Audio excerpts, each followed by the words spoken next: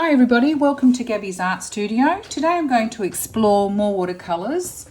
I'm leaving the textures just a little bit behind just to do something a little bit different and go back to what I really love doing is watercolour. So I'm just going to show you that I'm actually using a drafting board today, and I have it on a bit of a tilt because I actually want, once I do the wash, I want the colour to run, so you'll see me slightly tilting it up and down a little bit. So to start with, you have to use some low tack masking tape. That's just so that while I'm working with the brush, I'm securing it down and it doesn't slide. It also creates a lovely border. The masking tape you can buy from any hardware store, and it's low tack. Hopefully it won't tear the paper. Just be careful when you buy this stuff, because I bought a cheaper version and I was cut out because it started to run. The paint was seeping underneath it, and I wasn't getting that nice clear edge. And the nice clear edge just gives you something to frame later on. And in a different video, I'll show you a couple that I've actually framed. But if you have a look at my watercolours, my postcard series, I do have a little picture there posted up where I did a little bit of a workshop and inexpensively bought some just white picture frames. Okay, so we have here the blue washi tape, which is low tack. We have 300 GSM cold press Arches watercolour paper. It's probably one of the best. I have these wonderful Art Spectrum squirrel mop brushes. They're from Germany. And this is another one. You can get them in all different sizes. They aren't particularly cheap, but they work a treat when you're doing watercolours and you're doing this type of sort of wash technique. They just seem to hold the water quite well and wash it around. And these are really good too. They're a little bit cheaper. They're a Hate Brush West Art series. You can get them in all different sizes. I'm just going to use a small one. So if you just want to wash your colour through and dry it off and then apply another layer. So that's what we're going to do. So to start with, you need some clear water and some paint. And the paint I'm going to use is Art Spectrum, which I just misplaced it. I have one blue here, which is phthalo blue, phthalo green, just Spectrum just blue, and a little bit of black, and some yellow, Spectrum yellow, as well as a pale yellow, which is lovely, and it's Art Spectrum Lemon Yellow Series 1.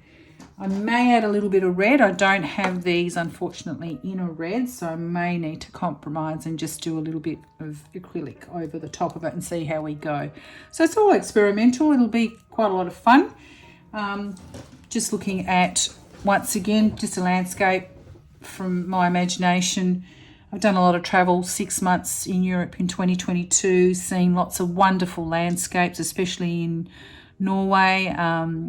And it was great experience, and lots of photographs to inspire my own arts practice. So here we go. All right, to start with, I've just used these little things here. They were like chocolate little containers somebody gave me for Christmas. And I'm just going to put some water in. They make a really good palette here. So I'm just recycling whatever I have. I do have a proper palette, but I'm just trying to show people that you don't need to have absolutely everything to do your first lot of watercolours. I mean, I have got a lot of stuff, but I am been teaching visual arts to students from kindy to year 12, and more recently from high school students, basically. Loving what I do. And love sharing with my students as well. So I'm just going to add a little bit of this on it, and I can already see that it's starting to run. And I may add a touch of blue. See how I go to it. Oh, I love that. So that it'll only run where the water finishes. So where it's dry down here, it's not going to run. So I might add a little bit more blue in it. Be quite generous. I always get a bit worried about adding too much colour. And I remember learning how to do this and somebody said to me, just load your brush up. In fact, I shouldn't be using this brush. There you go. So these brushes here, you should keep them clean for to load up, you know, clear water. Now that's lovely. Something's happening there. So I'm going to use my mop brush, which is this one here, and load up a little bit more blue and see what happens before it dries. Yeah, it's starting to dry. So when it starts to dry, it actually doesn't move as much. Now, if you want it to move, you can spritz it with a little bit of water, but I don't want to overload it. I kind of like it the way it is. Okay, so I might just do that to it.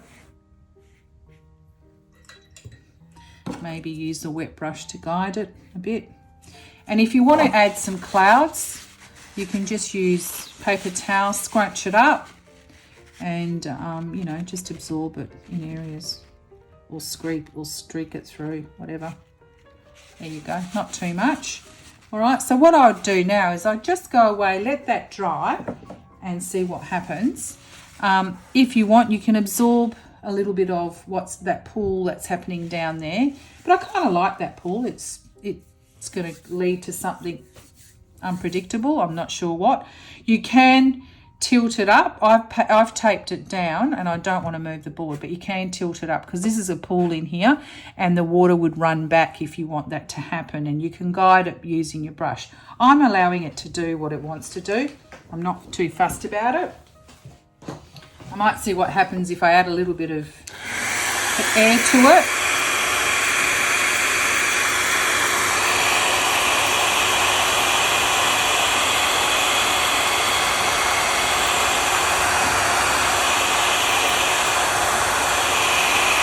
So once it starts to dry, it is actually really, really light. You can probably barely see the colour. So that tells me, although I thought I was putting a lot of colour, I really wasn't putting a lot of colour. So I'm going to try again with another layer.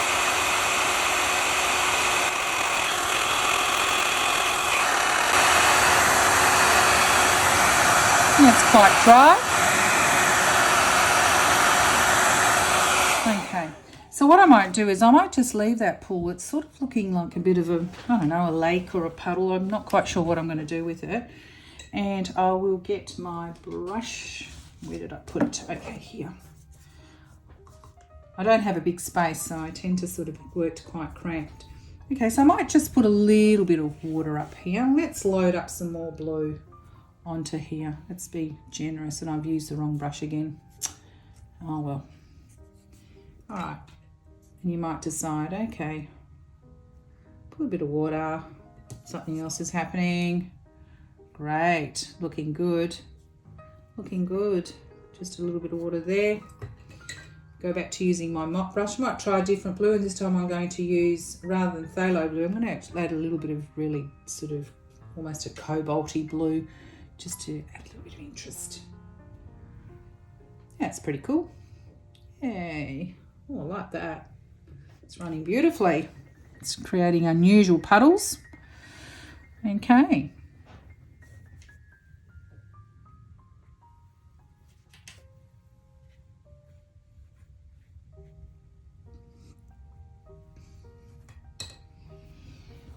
You might want to, oops, it's run.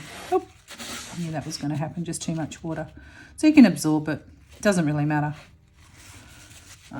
Once it breaks, it breaks. Okay. And you might want to just add a few clouds if you wish. You might even decide to put a little bit of a different colour through it. I'm just going to try some pink just for the sake of it. See what happens. Just in here. Yeah, that's interesting. It's just an absolute tiny, tiny tint of it, just to make it a bit more interesting and purpley. There we go, and maybe in there. All right. Okay, so I might just dry that off.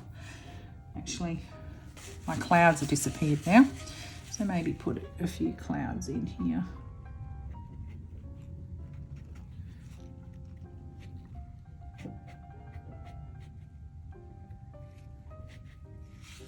Okay.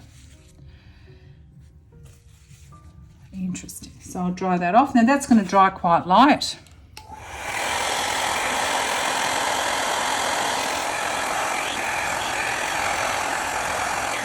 Okay, what you don't want with watercolour, if you're doing this properly, is you don't want this cauliflower happening, and that's like the little ridges around it. Most of watercolour artists will tell you shouldn't have those, and I've got a few here. Well, it's up to you. I mean, there's no rules. Do whatever you want. I can't control them sometimes, and it doesn't bother me. I just work with them. Sometimes I'll get clear water and use a clean brush and brush them out. Other times I like to, keep them. So I might move this across down here a little bit. Kind of like that blue. I don't know what it's going to be, but it'll work out something. I can see something interesting happening there. Okay. All right. So that's quite interesting. Okay. So sometimes these mark makings that are left because you didn't put any colour there or water can create some sort of landscape. I had something in mind. I was looking at something. I sketched it up a little bit, and then I thought, it never ever works the way I want it to work. It's always, it has a mind of its own. So sometimes working really fast is a really good thing. Unfortunately, I'm not that great at working very fast with it. But I'm going to see what happens. So I might just load up my brush. I can see some mountains in here. Okay, now what I could possibly do is just wash that in. Okay, so I want that to sort of seep into here, in here, possibly in here.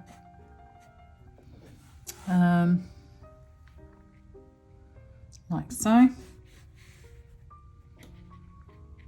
And I might add a little bit of blue because I want to combine and unite the colours that I have in the sky so that they're not completely different. So you have to try and create a little bit of unity in your composition.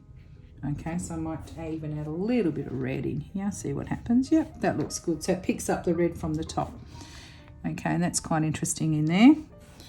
Okay, now you might like, with this one here, I might like the cauliflowers that are happening up here. And the cauliflowers happen because you put a little, the paper isn't quite dry and you've added another layer. So this is interesting here too with the cauliflower.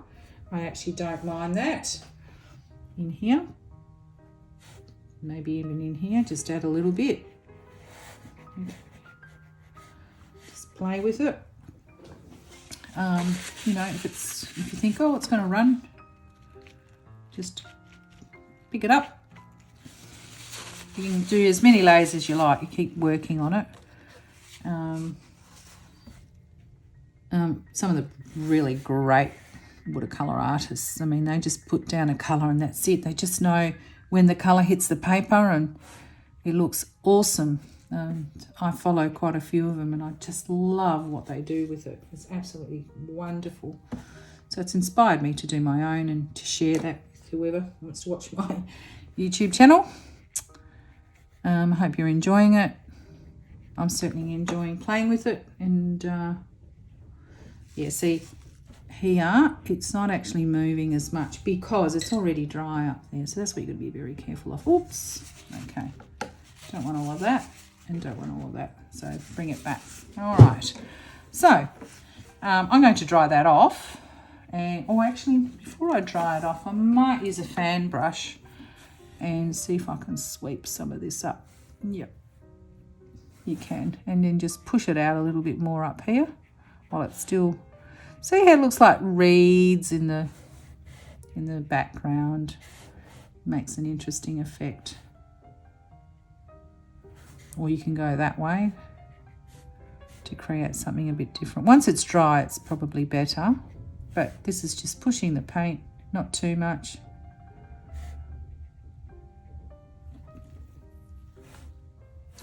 Okay. All right. So I'm just going to dry that off, see what happens.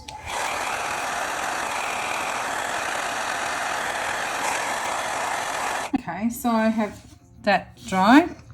What I'm going to try and do is I'm going to use the foreground a little bit. So I'll add a little bit of a wash in the foreground. I'm not sure what I'm doing here.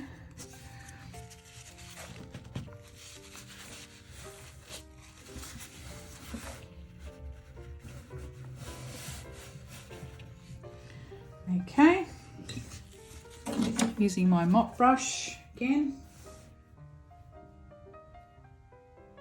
Sometimes you can just, it's quite wet, so I'm just going to put some colour in, see what happens. It's a bit bright, but it does dry up quite light. Okay. I like the softness of this. It's not hard-edged. So hard-edged is along here. This is bleeding quite well because I didn't dry it off completely. It does look like a little bit too much blue in there, but it is in the foreground. You know, can just absorb it if it's too much.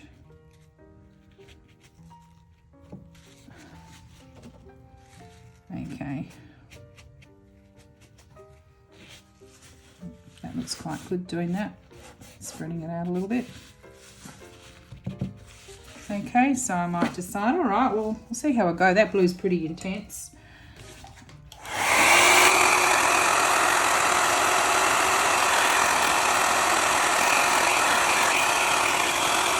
As you can see, because I'm heating it up, the glue from the actual masking is coming off, heating up, and I don't want that to happen. But anyway, so I have created a little bit of an interesting area in here. And that's quite smooth. So what I might do is I might go back in and work in some of these areas using a either a mop brush or my favourite little fan brush here, which I like to use for reeds and for making little trees and things. So what I'll do is I'll just use a little bit, I'm going to put a little bit of water where I want it to sort of bleed a little bit, that's all. And I'm going to see what happens when I add some colour to it. So I've got a little bit of black, but I always worry about using black because it's such a dark colour. I don't want the eye to be drawn to that particular spot. So I'm going to try and change it to more of a blue black, but I do want to put it in still blue. Okay, so probably too careful here with the black. Let me test it out.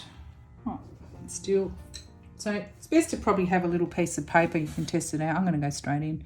See, that's not that different. It's still quite dull. So I might have to use it more in a thick format. Might be regretful here. No, still coming up because it's wet, it's just starting to bleed. Okay. In the areas that, you know, I might try it without actually bleeding it here. So you see the difference between here and here. You get lots of bleeds and you can't control it, and that's fine. And as you know, you see me wiping things up all the time. Okay, so I don't mind that. And then maybe just in here, just to indicate there are some shrubs in the background. That's all. So maybe in here. So it's just dotting really. You can't see them, they're in the distance. And as it dries, you might add a couple of little stems, or you can go back and use an art line. I've got some really nice art lines. I found some old ones that I had that were that are not waterproof, and so they bleed beautifully. So they create really interesting effects. So I'm going to have a bit of a go at that. See what happens. Okay, so right, so you don't want it to be, see this is looking a little bit too black and green. I do want to add a little bit of green in that.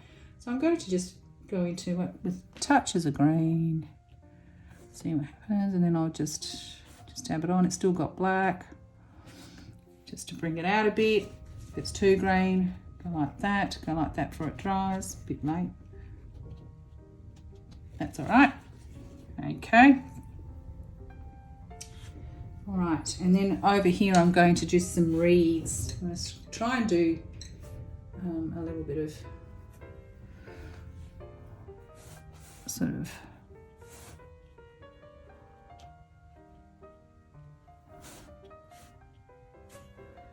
okay, and then just water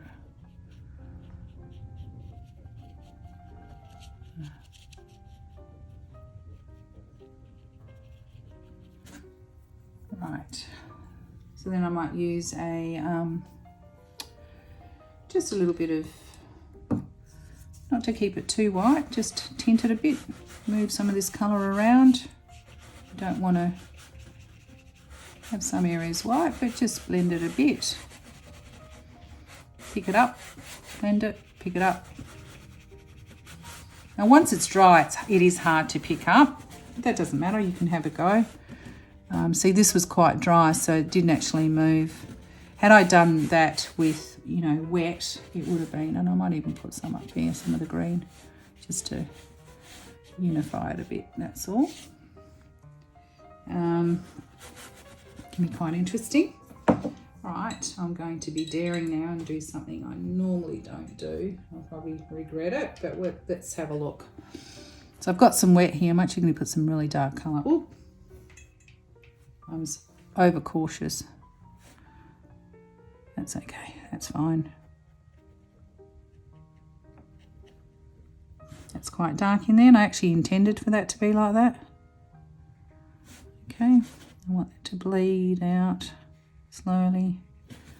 And I'm going to use the back of the brush. I'm going to move the pigment while it's really wet. Just scribble it whatever way you want. Okay, I don't want that to stop there. I want it to blend out. Always blend out. Always blend it out. So it's a gradual shift from one colour to the next, okay? Same in here. I kind of like that line in there. I want to accentuate it. So your eye is drawn to it. Okay, I'm going to put a bit green in here. Don't want them to be too different.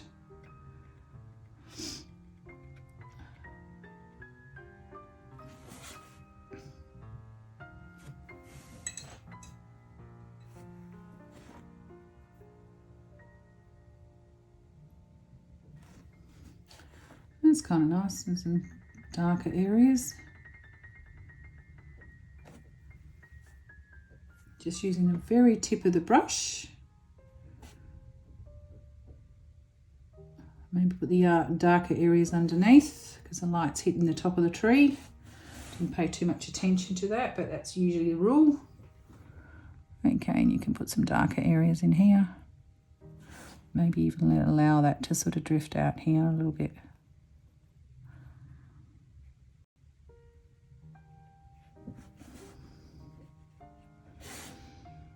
Always learning with watercolour.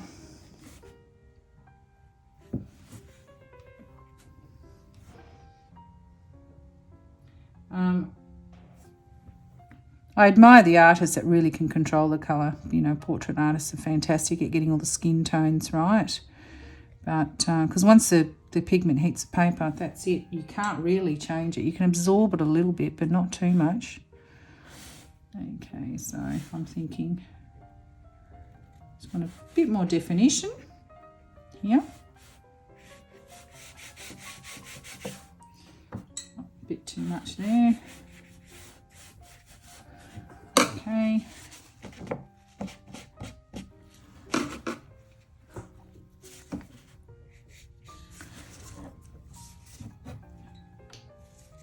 Sometimes I need a couple of the actual fan brushes because I use them a lot and I like to have them dry for my reeds.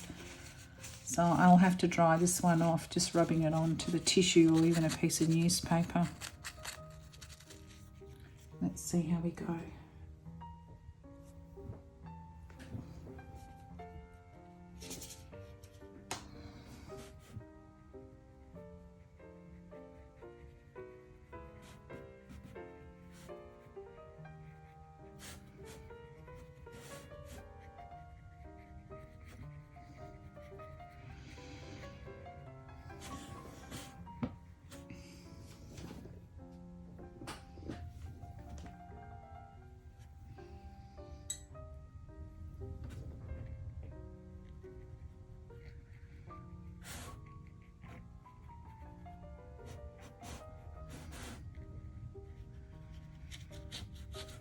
See how it's nice and dry here? So that's going to create a little bit of texture, which looks quite cool.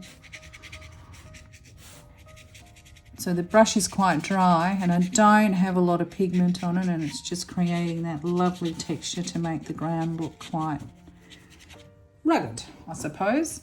So these trees didn't quite work out exactly, so I'm going to go in with them. And I'm going to try a little bit of an outline here. I think this is one that, just try them out before you use them, is squiggle and make sure they run. Yeah, that runs. Okay. You might be able to go in there and, because it's still wet, just indicate, you know, a bit more detail. That's all I'm saying. I mean, you can achieve this with a very fine brush, but you can also do it with your fine tip pen.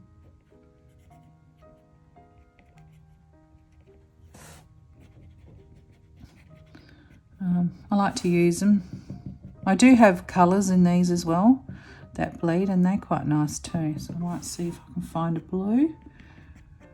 And then just with your brush, just soften it. It's not going to get rid of it entirely, but it does soften it a little bit.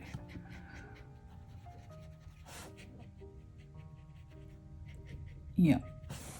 Okay.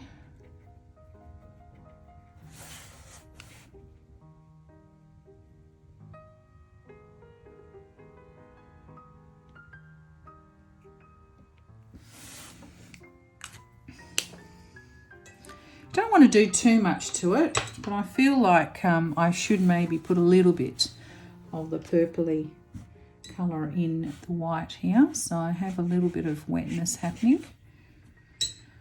Okay, so just might do a little bit of this tiny bit of blue, ever so slight, yeah, ever so slight, and touches of a little bit of pink. I mean, ooh, that's too much. Oh, that was more than what I intended, but it actually doesn't look too bad. Okay, just quickly before it dries, absorb it in, like so.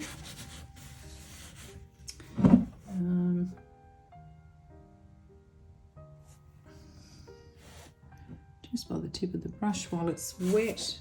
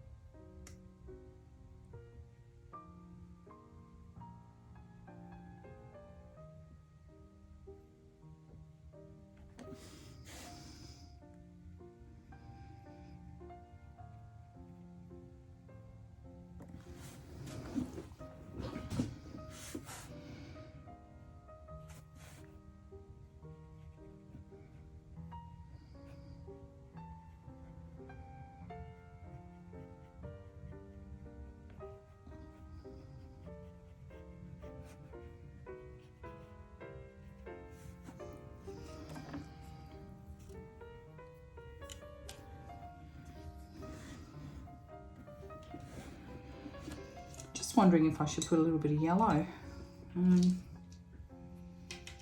somewhere. Let's put some in here. Light up, maybe make it a little bit, just a bit green.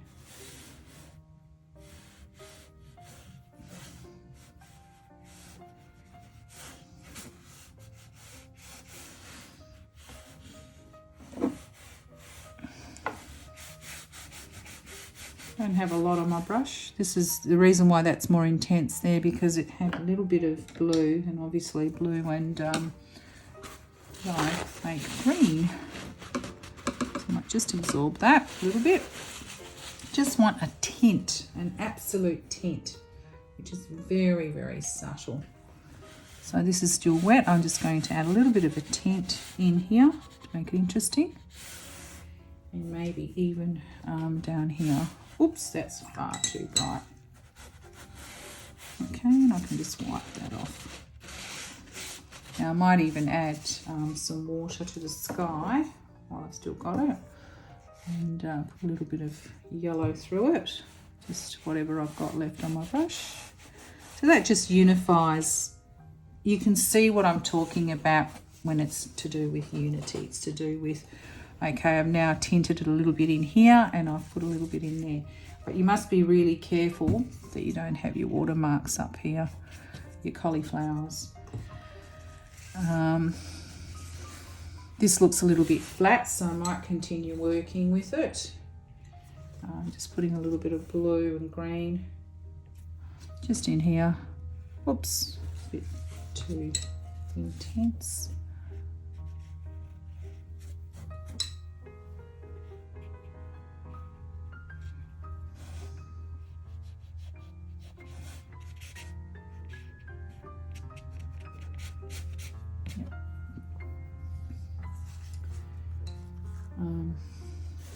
Like these are subtle edges that have happened. You can work with those if you want to. So they're slowly moving into that yellow, which is really nice. This doesn't look too bad, although probably a little bit too much pink there. And I'm just going to move some of this in here just to define it a little bit more.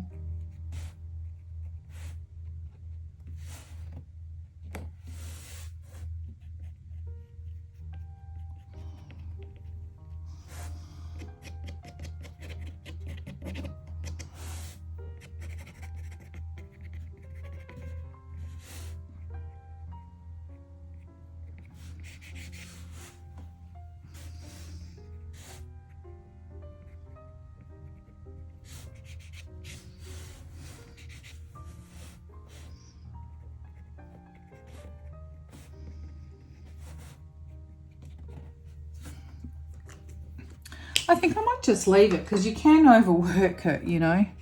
So just make sure that it's, you can put a little bit of a moon in there. Had one of the other pieces, I put a little blue dot. So I could sort of just do that to it, see what happens. It lifts it up a little bit because it's already dry.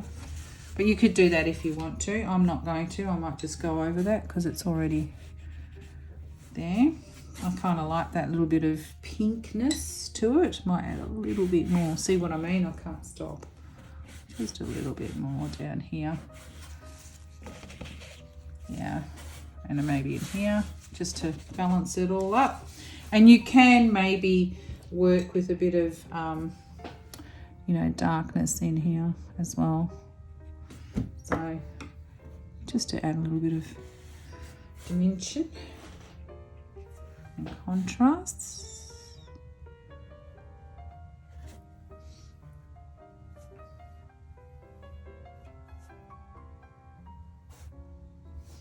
So it's just along here. Oops, that wasn't intentional.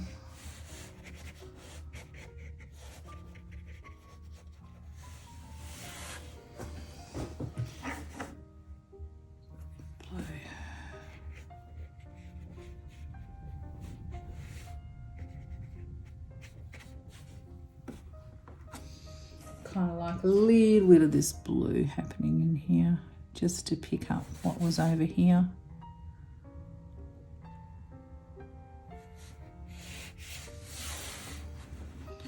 Okay, and the last thing I'm going to do is put some birds in the sky. Always need birds. I'm going to use my rigger brush for this. It's a nice long brush.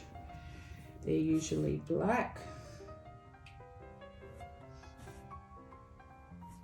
Okay, so that's a little bit wet. I think I might put them in here. So it's essentially the letter M. Oh, got a little bit of a bristle hanging out. Oops, that's too wet. Okay, All right, I might just dry it off actually before I do that with the birds. So I'll just dry it off, see what happens.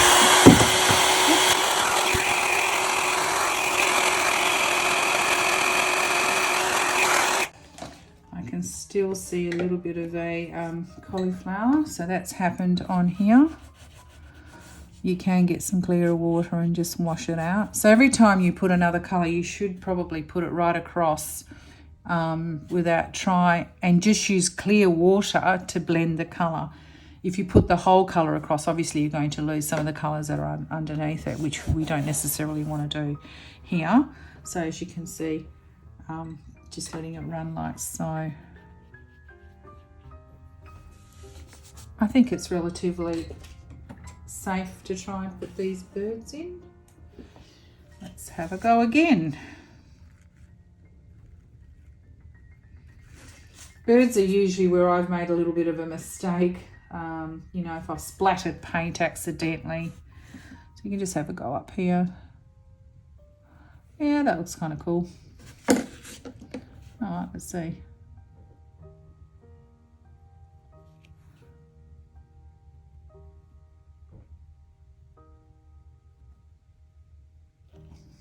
Maybe one up here. Always in threes. That's it.